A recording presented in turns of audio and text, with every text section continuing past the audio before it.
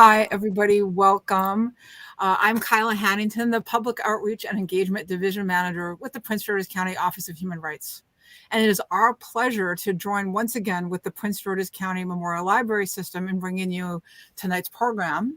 We are delighted to have with us this evening award-winning author Sufiya Abdur-Rahman. Her writing investigates questions of family, identity, race, religion, and often how they intersect. Her essays, articles, and criticism have appeared in publications including Catapult, The Common Online, Gay Mag, The Washington Post, Chicago Tribune, and NPR.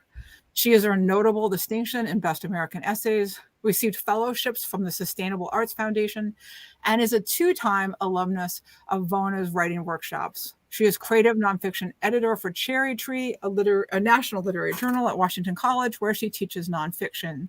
She lives in Annapolis, Maryland with her family, and Heir to the Crescent Moon, published in November 2021, won the Iowa Prize for Literary Nonfiction. We're super thrilled to have her here tonight to talk about that book. And we are also very excited to be welcoming our ringer guest host, Kendra Allen, also a Iowa Prize for Literary Nonfiction winner. She is the author of the award-winning essay collection, When You Learn the Alphabet, and the poetry collection, The Collection Plate. Born and raised in Dallas, Texas, she loves laughing and leaving. Her work can be found on and in Repeller, the Paris Review, Southwest Review, Frontier, The Rumpus, and more. And she has a memoir called Fruit Punch, which will be released in 2022. So thank you both so much for being here. We're super excited. Thank you for having us.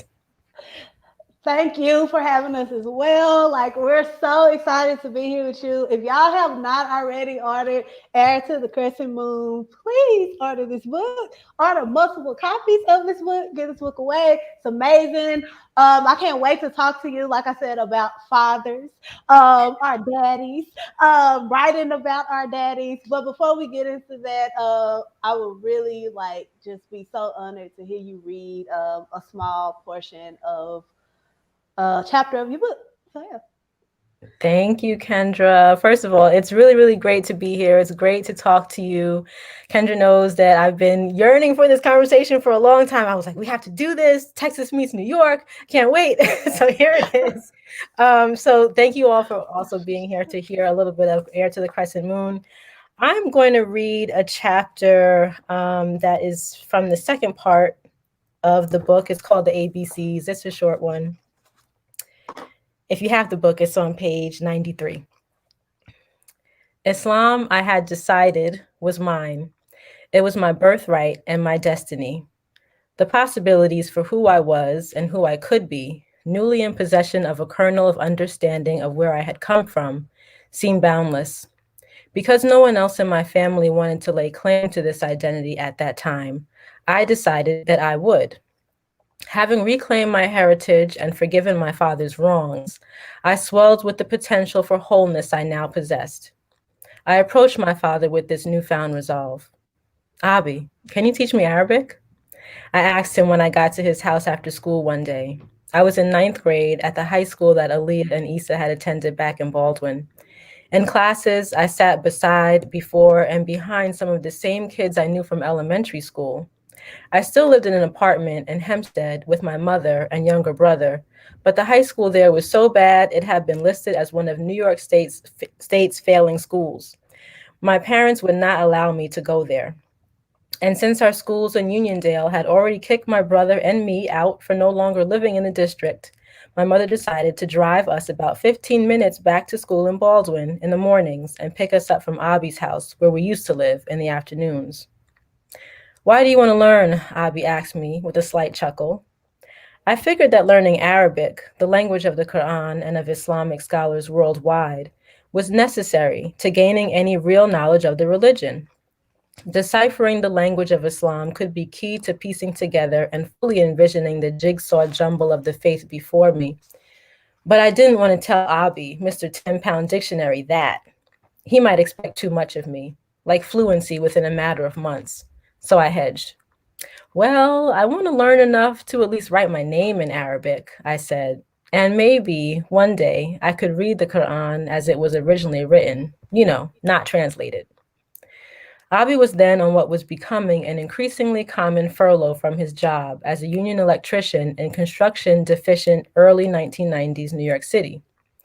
Sitting at home in his undershirt, essentially out of work, he often didn't have much to do. Perhaps considering this, along with the likelihood that his book-smart daughter would make a worthy student, he got on board. "I don't remember much," he said, "but I'll teach you what I know." Immediately, we sat down at his dining room table, patterned with coaster-sized squares that alternated between horizontal and vertical strips. Like a wooden chessboard, it was identical to the table in our own apartment, the one Umi took as her due when we moved out of Abi's a couple of years earlier. Apparently, Abi hadn't been ready to part with it and had bought himself a twin. He ripped a piece of paper from a small spiral notebook, laid it on the table, and sketched each character of the Arabic alphabet, along with the sounds they make in English, in a couple of lengthwise columns. He cleared his throat with the familiar clap and rumble of thunder that so easily signified his presence. Then, with a straight face and a serious manly tenor, he sang a little alphabet ditty. Alif ba ta, ta jim ha ha. I listened as intently as I could, but quickly felt a giggle bubbling up. I tried to contain it, but it was irrepressible. "What's so funny?" "Nothing," I said, still chuckling. "It's just weird hearing you sing the alphabet. It's like for babies." "This is how we learned it at MIB," Abi explained. He was in the habit of mentioning MIB from time to time. He spoke of it with fondness and a distinct exaltation, albeit a persistent lack of specificity. But by then, I knew it was the mosque where he and Umi had converted to Islam. What the imposing capital letters MIB actually stood for, though, escaped me. We had a really good Arabic teacher there, the best. All the brothers learned from him. I imagined a room full of bearded Black men wearing kufis and long tunics, squeezing themselves into wooden desks designed for children, not for the broad shoulders and long legs of grown men. Yet I recognized that Abi's bringing up MIB, an organization he clearly respected, was my cue to get serious again. "Now repeat after me," he said, "Alif Bata." But I cracked up, open-mouthed and doubled over, nearly falling out of my chair. It was too funny. Abi sang each character as if he were at auditions for Juilliard. So earnest, so determined to find the perfect pitch. He couldn't let go of his penchant for gravity, even in singing the alphabet. I had to let him in on the joke. With much concentration, I sat up, held my breath, and focused on the letters of the alphabet long enough to stop laughing. Then, staring at Abi, I lowered my tone and imitated his basso profundo rendition in mock solemnity. When Abi smiled, perhaps realizing how stern he sounded, I switched to a note that harmonized with his. We were like a Middle Eastern Motown as we scaled through each character again and again. Eventually that day, I learned the Arabic alphabet, but my recitation did not exude nearly as much candor or passion as my father's.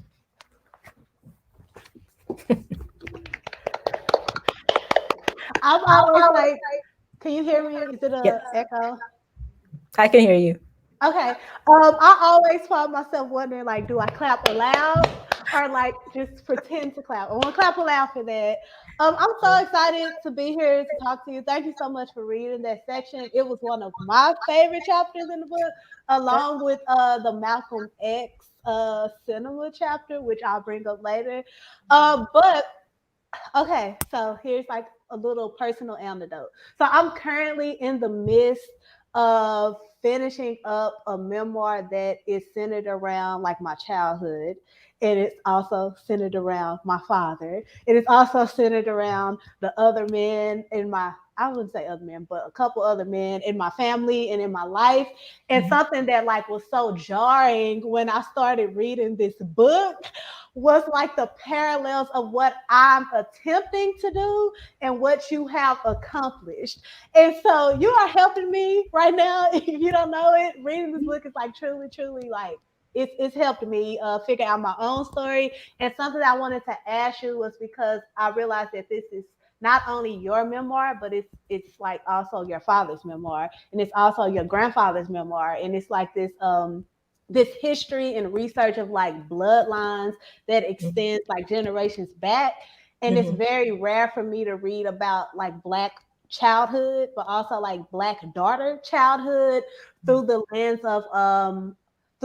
of like men. Like it doesn't center like the women of the family, like the grandmother and the mother. I'm seeing like the grandfather and the father, and like the things that you learn through them, and like you center it through religion, but it's also about like identity and safety for me. That's what I got from it. And I thought it was just like very interesting to like see a daughter write through the lens of like men. So I guess like my question for you is like, as someone who always finds myself writing about my daddy like religiously, and like I'm at a point now where like I don't want to write about him no more, but I can't stop. I think my question is, what made you choose your father as like a catalyst for like this dual memoir, and like at what part of memoir writing did you like release that or like surrender to that idea of like, yes, this is my story, but like this is also his, and I want to honor it, but also I want to like tell the truth about him, and therefore like tell the truth about me? That's such a great question. But I have to back up, because I mean, I hear you saying like when you're reading it, it's helping you. But I think now you understand why when I read your book, I was like, oh, I have to talk to her, because I immediately saw the parallels and felt that connection. I was like, okay, this definitely, yes, there's something here. So Kindred spirits. absolutely. So no, I mean, I really went into it knowing that I wanted to write about this religion and being a second generation Black Muslim. And I felt that that was all coming through my relationship with my father and what he tried to teach me, and what the way that he taught me growing up. And so to me, it was kind of always this dual generation story. I didn't know how much it was going to focus on his background at first, but once I started getting more information about it, it became clear that it needed to. So I was okay with that. He initially was not.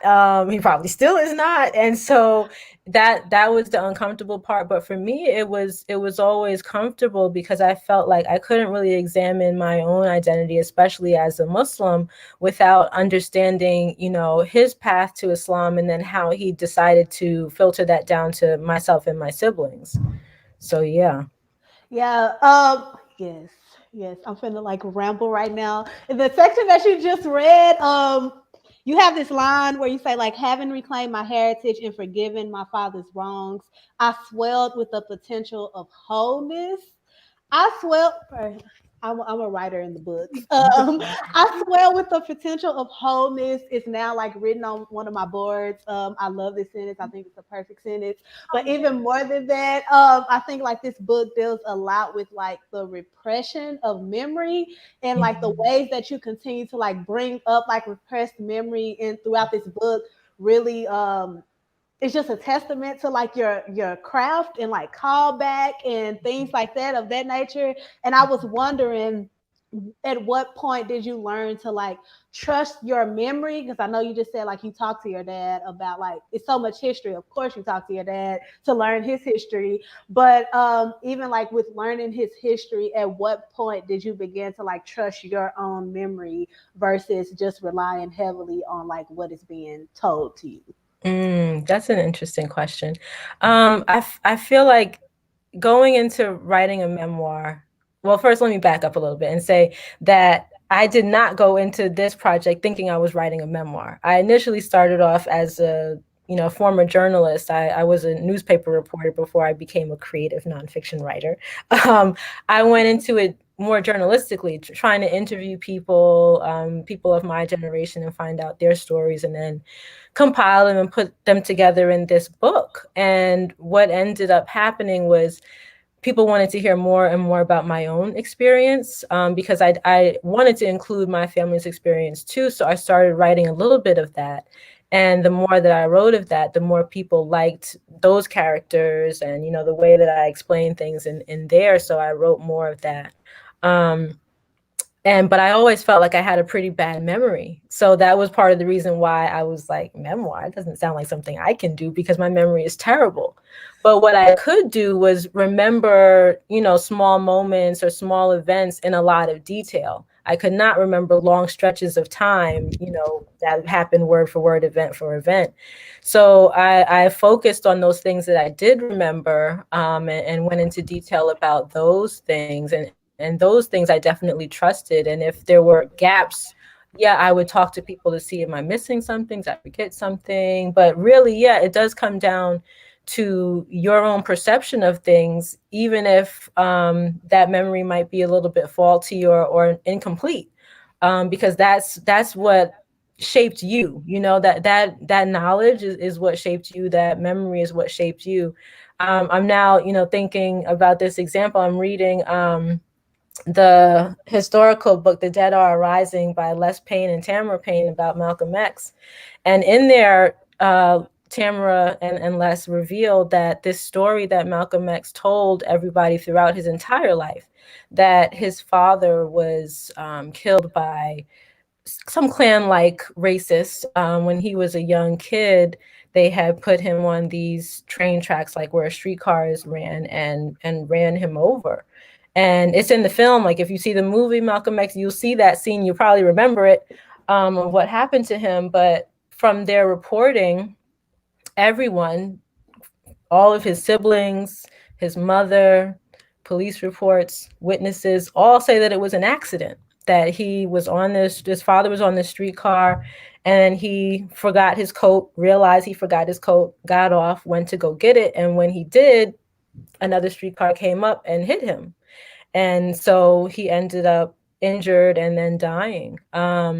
And everyone growing up in his family believed that story. And Malcolm X was the only one who believed something different.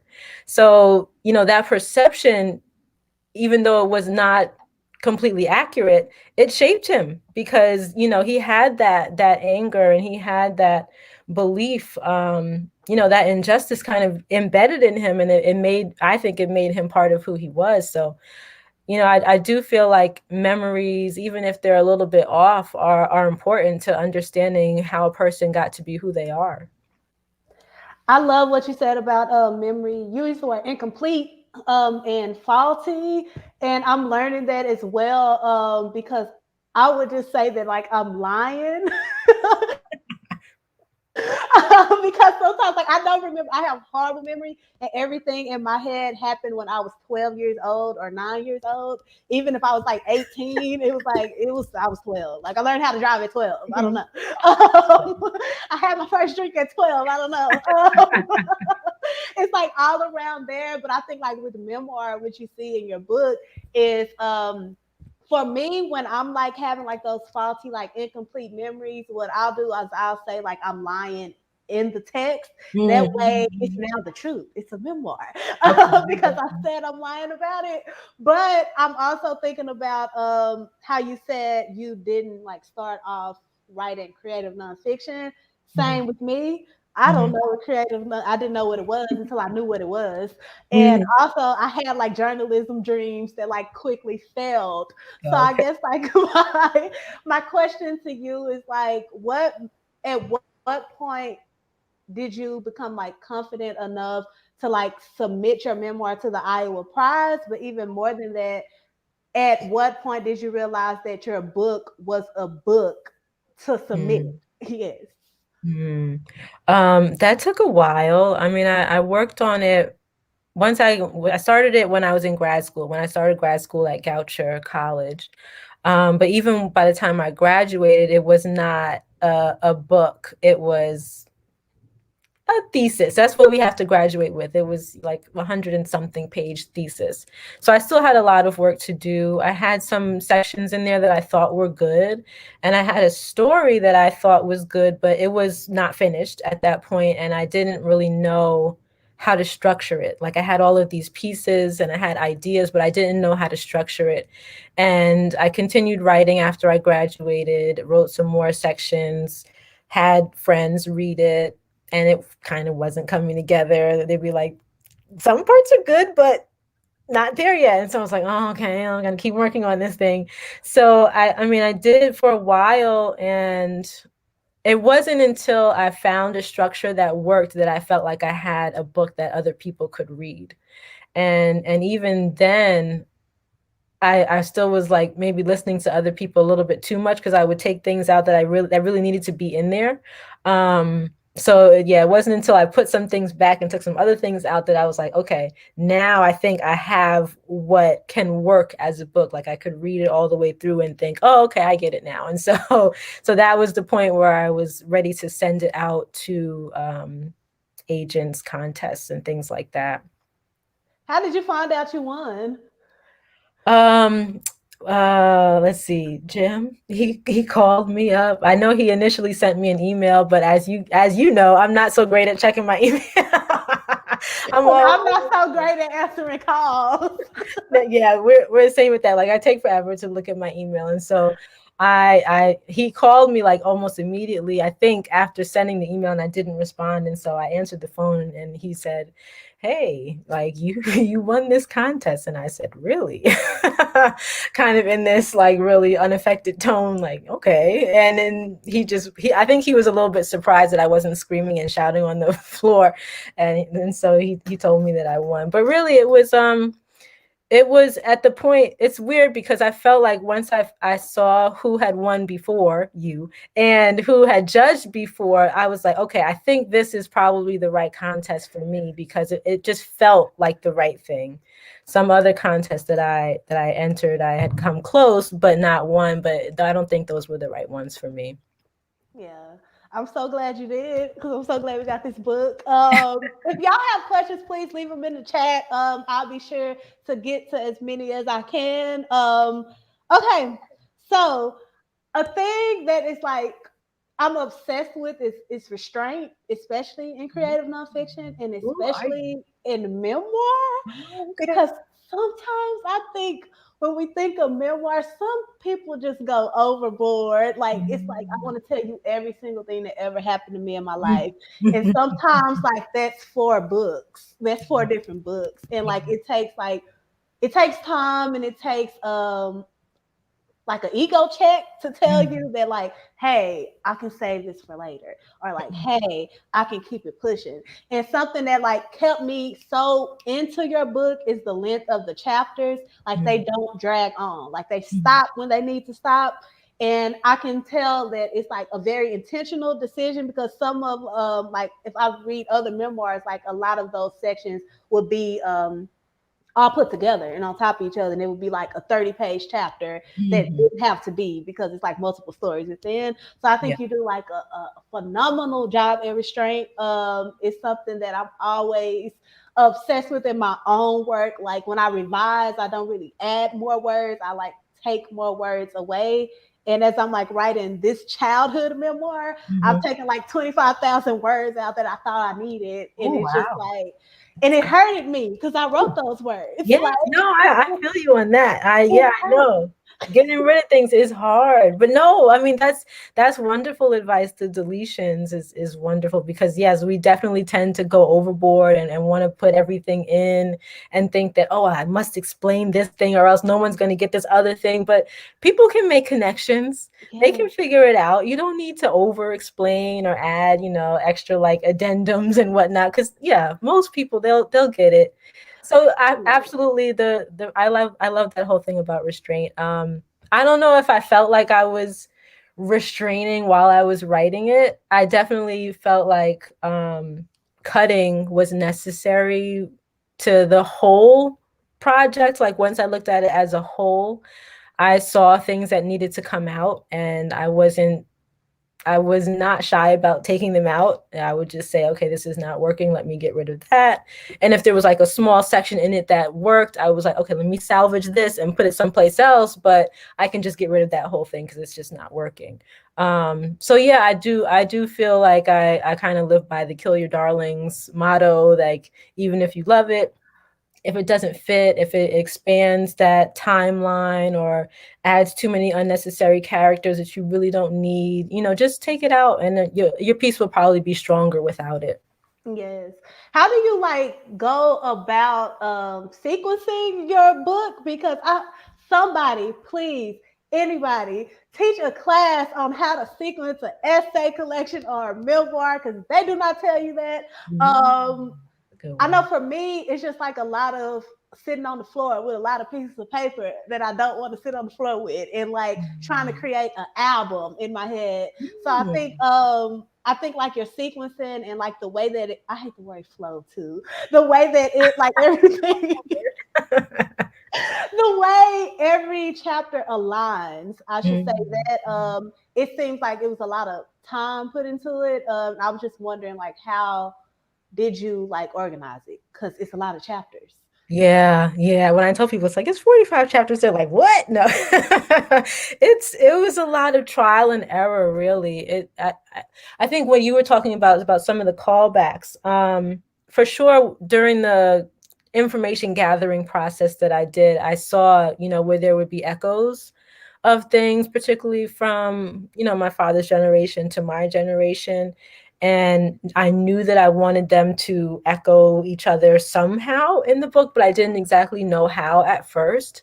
And I tried different ways of putting the book together, like maybe just a whole chunk of history and then a whole chunk of like more modern day, and that didn't work. So it was a lot of trial and error, just figuring out like what aligned what aligned better together. I think the way it came out is not a very neat braid, but a kind of messy braid that you kind of did real quick, and it still looks all right in the back if you don't look too closely. That's how the book came together, which is kind of what I do with my own hair when I'm doing. I'm just like, oh, whatever, and then it looks fine. So I'm like, hey, it works. So yes. Yes. Okay, we have a question, and it says, Kendra, you're also a poet, and Sufiya, you are a journalist. How did your other genres inform your memoir writing? Okay, you want me to go first? Go ahead. The journalism part is big. I think you can tell when you read the book, it's big in the book, because I did do a lot of reporting and research. It's not only a story from my own memory, it's a story about things that I interviewed people about, back into history and did research about, including, in libraries and online. Documentary work as well, like looking at films, looking at pictures, all of that, it played a part into how I put the book together. So I felt like I could not have written this book this way without that journalistic training. I think it was really integral to me telling the story that I had in my head and then making it come out on paper that way. Yeah, for me, I think I've always been like writing memoir and just didn't like have the language to call it that, which is why I was failing in journalism because I kept inserting my opinion into the news, and they were like, "What are you doing?" Like, no. I was like, "But no, I have to say this so the people like just being young and wild." So I think for me, I was always like writing memoir. What was the hardest thing for me to do was realize when I started writing poetry was that I can also like lie. It doesn't always have to be the truth. Like I think we always think poetry is real in like nonfiction, but I'm realizing that it can be whatever you want it to be. It can be fantastical, it can be mystery, it can be fiction, it can be like all these little subgenres. And I think like that's harder for me because when I actually started taking writing seriously, I was writing about my daddy. And then and I was just like, I gotta keep writing about him, or like I gotta keep doing this thing until like I get it out of me. It's one of my favorite like rap albums by this rapper named Boogie, and he has this line. It's called "Everything's for Sale," and like this line in this song, he says, "I'll give my arm and my leg to get this out of my head." And so like that's how like it kind of feels, especially when I'm writing about something so personal. Like I don't mind writing 5 books about the same thing if at the end of it it's the book that I had in my head. Like I got everything that I wanted to say out. So like memoir writing informs all of my writing, whatever I try to do, even if it's just like a little haiku or like a little whatever. I write notes in my phone. So yeah, I'm always thinking like, how can I get out of like being so vulnerable? Because I don't like that feeling. How do you feel about that? Because I hate like Kendra, see now this okay, anyone who's in the audience who's read Kendra, this is part of the beauty of your work, is that vulnerability.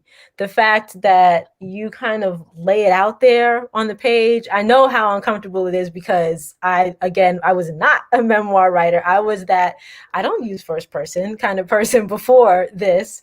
But that's one of the things that makes your writing so good, is that you're able to let people in to really see what's going on inside. And it's that inside part that people keep hidden so often that makes it daunting. And finding someone who's not doing that, not putting up those walls, it makes it easier to connect with you. So I find that to be one of the strengths of your writing. And I love it so much. So thank you. Don't stop doing that. It be stressing me out. I can't help it though. But one of my favorite, I have a lot of favorite chapters, but like one of my favorite chapters is the chapter where like your dad picks you up and like y'all go running.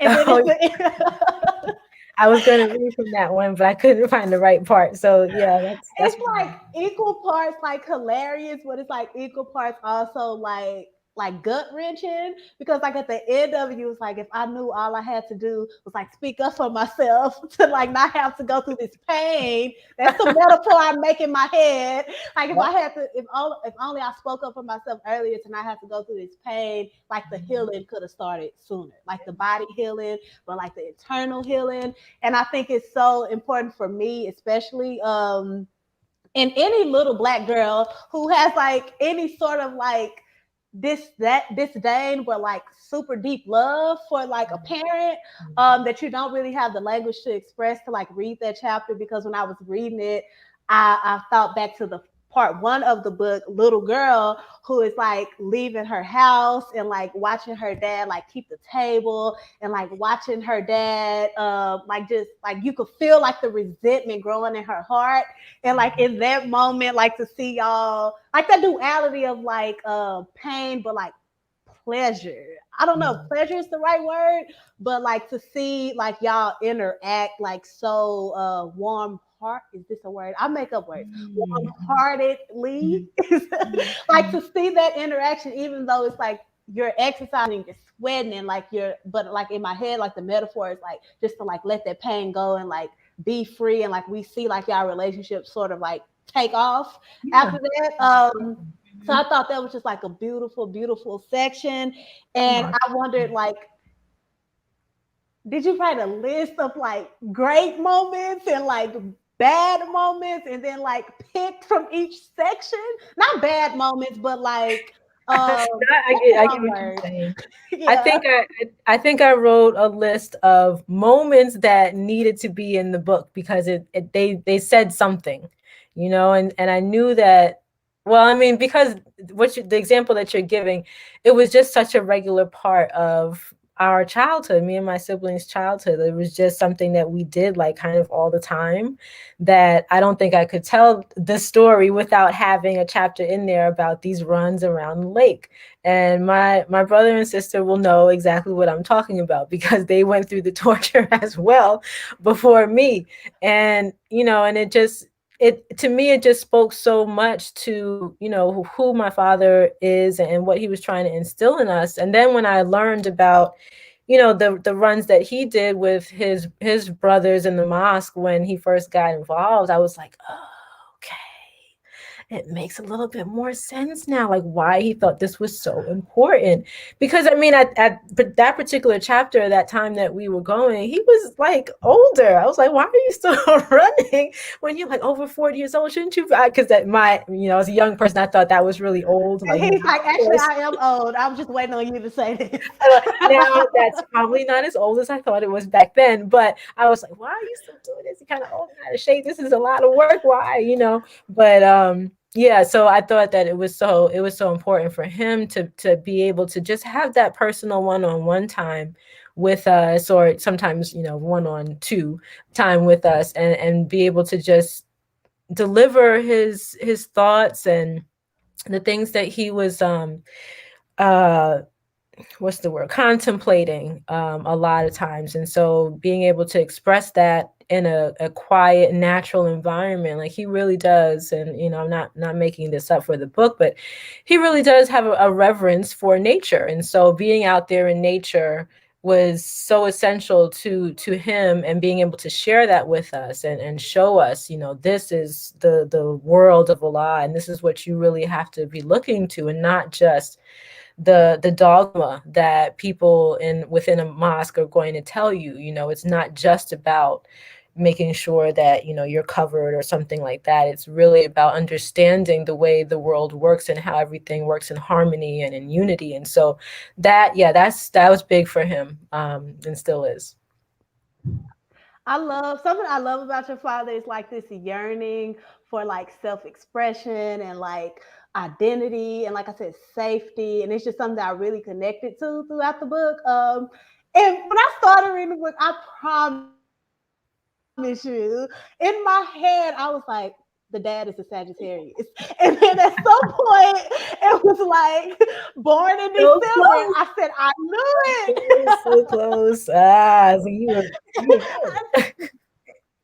I felt it. I felt the connection, but I think like this yearning just to know like who you are. And of course, like we see that through religion, and we see your father trying to connect with his own father, but also you connecting to your own father through religion, but like that disconnect between the granddad and your dad. And this is section on Thanksgiving where your dad is eating a piece of cornbread.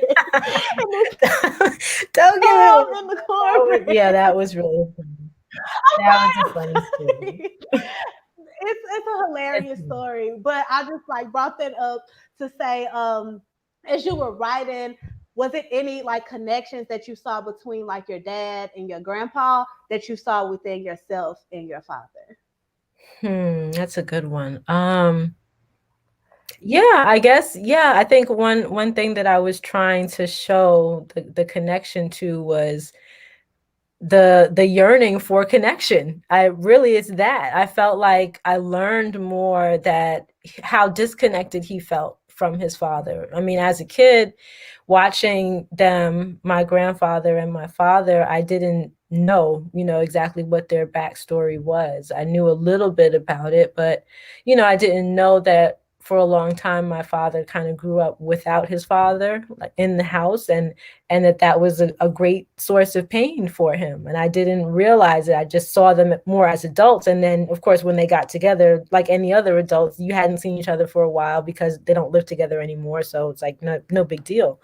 But learning that, you know, that he had that yearning, I was like, okay, this is certainly a source of connection for me, because that's what I had growing up. Once my parents got divorced, it was father was not there. I would talk to him on the phone. It was a lot of voice. You know, I just heard his voice all the time, and I didn't get to see him as much. And so, yeah, it was a yearning for connection. I definitely wanted him to be more present. And I felt that from my father and him talking about his father. So, yeah. Yeah, I identify with you with like the what's the word, like when not yearning, but like the effort. That's what I'm looking for. Like your effort, even as a child, to like find that connection. And like I would see the moments where he would meet you halfway, or I would see the moments where he would go the extra mile, or I would see the moments where, like, I brought up one of my favorite sections is going to see Malcolm X. Like I remember seeing my mama made me watch Malcolm X when I was like 7. And I was like, I don't know what's going on. Like, I like the movie, but I don't know what's going on. I think that's like one of the most like visual, of course, we're talking about cinema movies, like one of the most visual scenes, the entering into the theater and then like exiting the theater. And I just kept like rereading that section.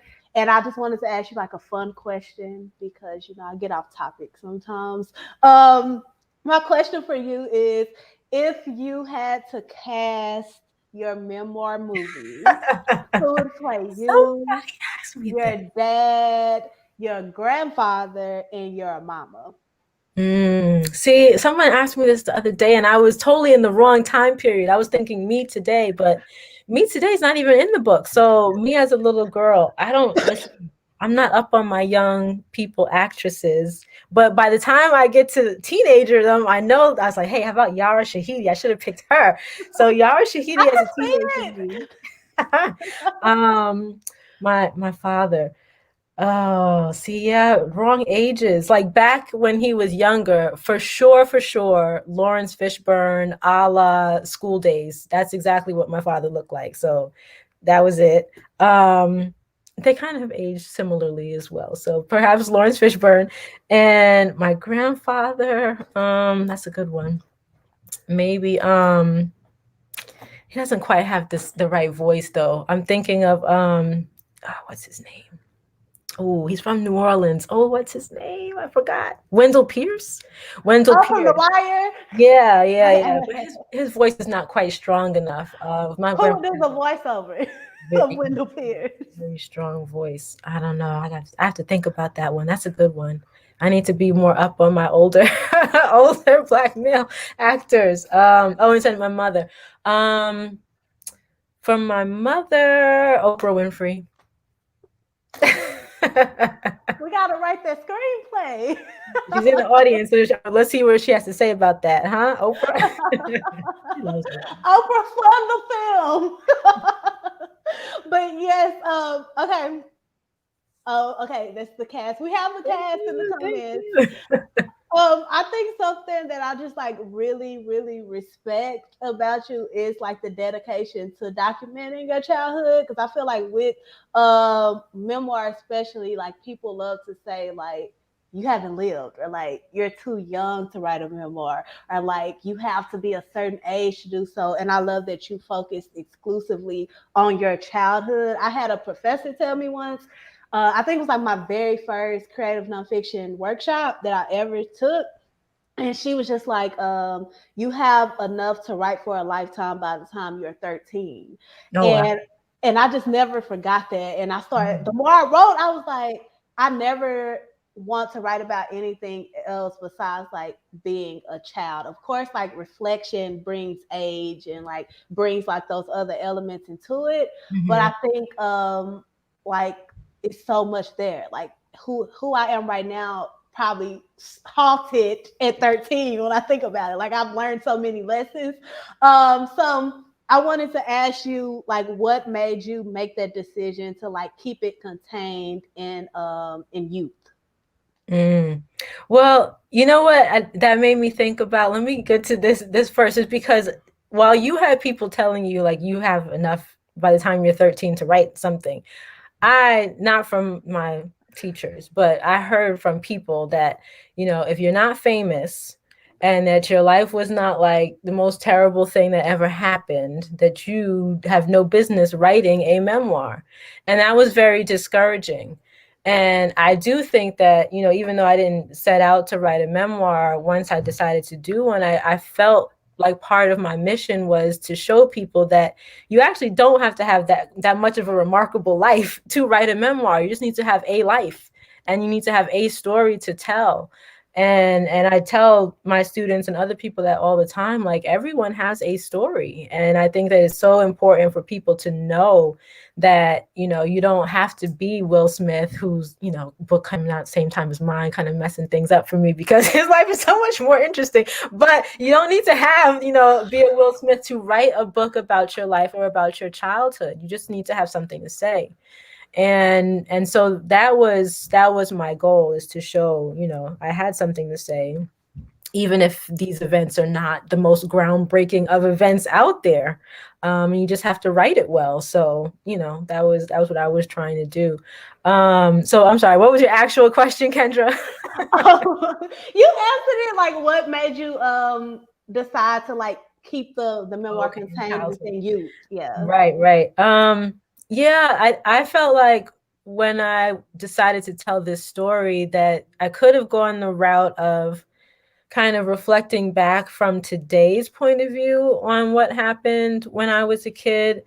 But I felt like that would not be the story that I wanted to tell. The story that I wanted to tell was in trying to show the journey of being this young person with this understanding and with these ideas, and then, how they developed over time to become the person that I was, by the end of the book.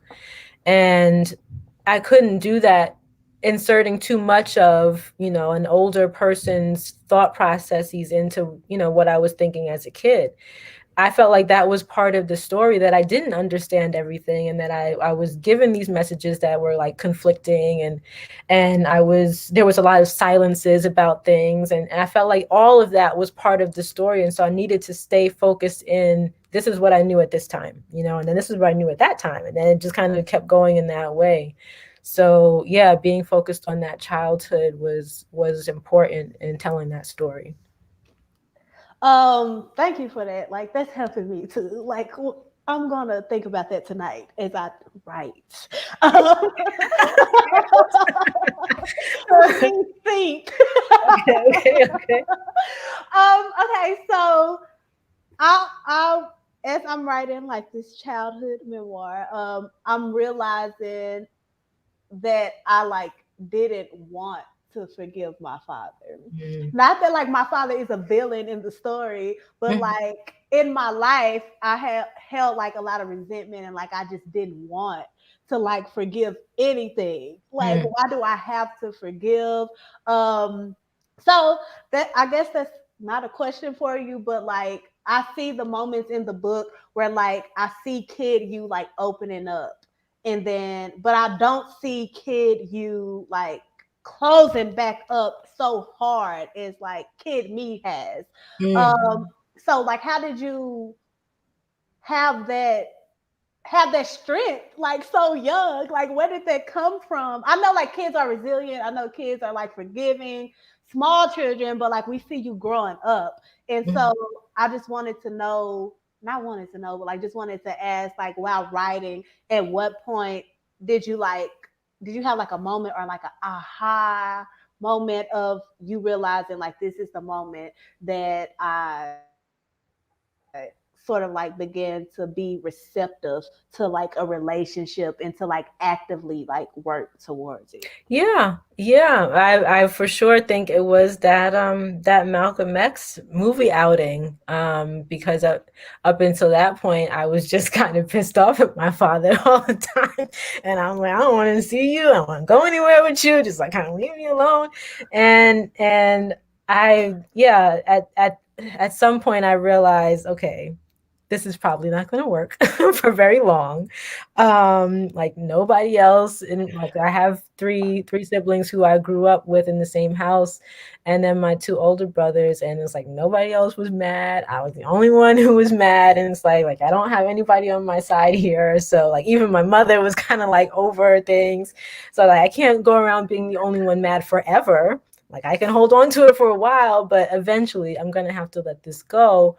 And for me, that was a sign that he was trying to move past things, and he was trying to open himself up, whereas before I felt like a lot of things might have been closed off, and he was more to himself, but he was trying to bring us in.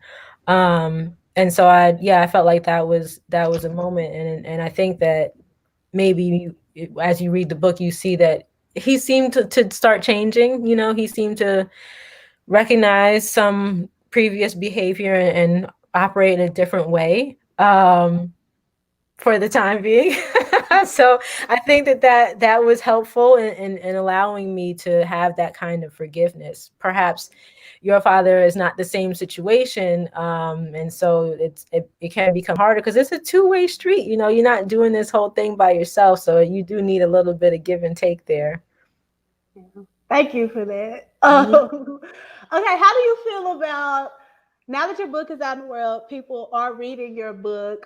Again, if you have not purchased this book, please go buy it. Right here. Beautiful cover, by the way. I love this cover. Me too. I know you fought for it. I know. But I think, okay, so how do you feel about people assuming where you are now based on something that you wrote then, if that makes sense? The whole thing is so nerve-wracking and cringeworthy and just worrying. I mean, for anyone out there who wants to write a memoir, if you can be comfortable with it, more power to you, because I'm still not there. Like, I'm talking about it like I'm comfortable with it, but I'm really not. So it's hard, because I think everyone thinks that because you write a memoir that you're just like this literally open book now, like your whole life is an open book. But I'm probably like one of the most private people that you will know. Like, I have a couple of social media accounts, but I hardly use them because I'm just not that kind of person who posts about their life every 5 minutes. I just don't do that. If I'm putting up pictures of my kids, it's because it's for my family and my friends to know. So I, just don't do that sort of thing. So it is weird for me to have written this book that has so much of my life in it. But at the same time, I am a personal essayist who does this all the time. So I have this like weird kind of relationship with sharing information about myself. I will write about it, but I won't necessarily just talk about it in normal everyday. So yeah, it's a strange dichotomy, I'll say. Yeah. It's weird because I'm that same way. Like, I'll be spilling my soul on the page. I'm like, why we gotta talk about it? I just told you. I wrote it, so I don't have to talk about it. There you go. There you have it. So listen up. Yes, I really do struggle with that. A lot of times I don't even know how I feel about anything until I write it down and look back at it and I'm like, oh, I was tripping. Or like, oh, I was the problem. But no, I think that's such an important part of it, is that I think, at least for me, and maybe the same thing is for you, is that you go to the page because you're trying to grapple with something that you maybe can't figure out until you've written it down. And so you're sitting there and you're writing and you're kind of working through that whole feeling, and maybe just getting it out is the process that you go through to understand it better and to understand yourself better. And then you share it with other people, and then it's like, whoa.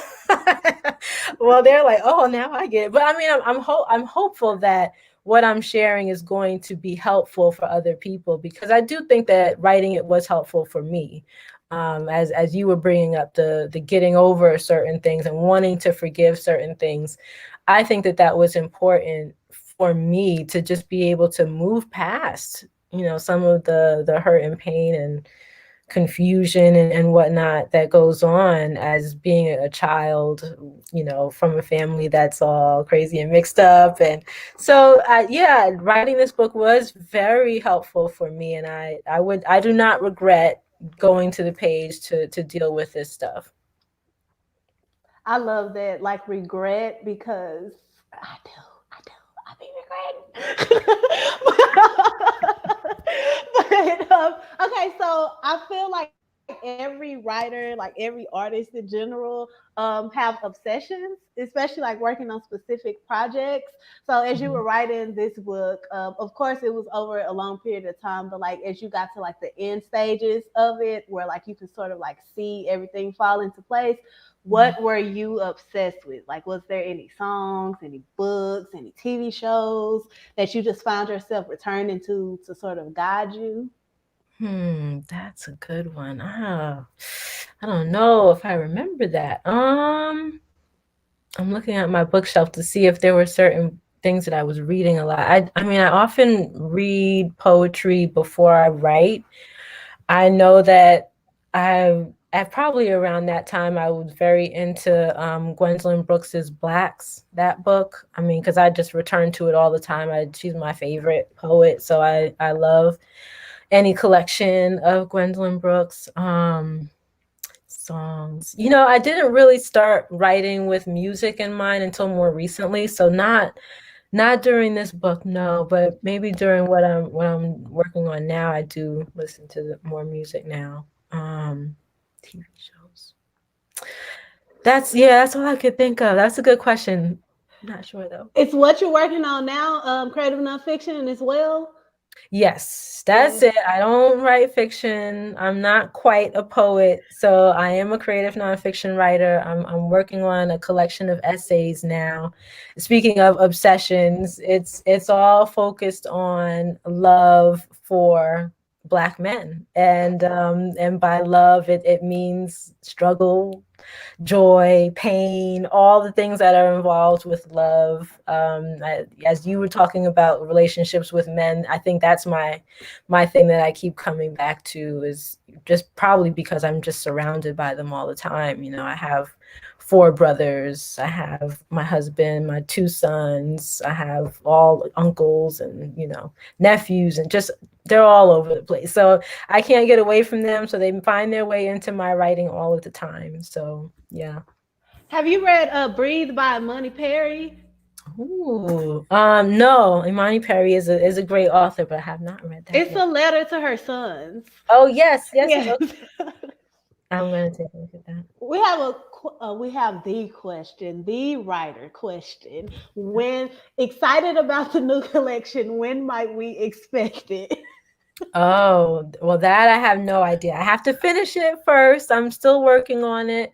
No one tells you how to sequence an essay collection, right, Kendra? So I'm I'm going to be working on that, but I have to finish writing the essays right now, and I'm not rushing. I just enjoy writing, so I'm taking my time with it and enjoying the process. And when it gets to that point, hopefully I can be like Kendra and have a whole bunch of book deals and get this stuff out there. Okay, we have time for one more question, and I'm trying to figure out which one I want to ask you. Whether I want to ask you just like a random fun question or like a in-depth book question. Do you prefer either one? Random fun. Go ahead. Random fun. Okay. If you had to rewrite this book,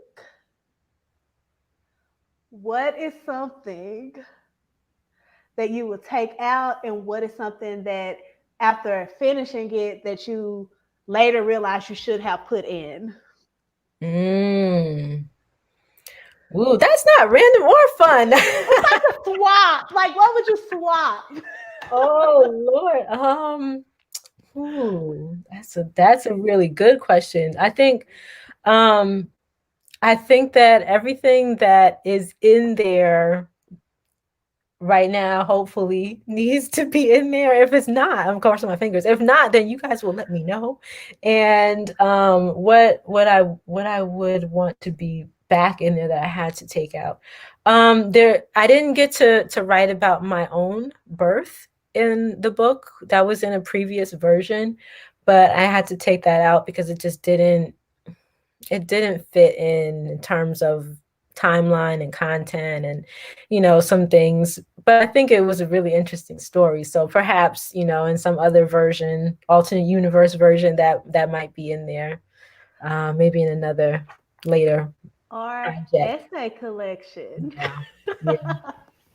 Thank you so much. I'm so happy to be here with you. I'm so glad we had this conversation. Again, please purchase Heir to the Crescent Moon. And I should have, do I have your books close by? We should get put your book up. Not mine. There you go. Here we go. Here we go. Learn the alphabet. Okay. Pick this up and then the collection plate as well.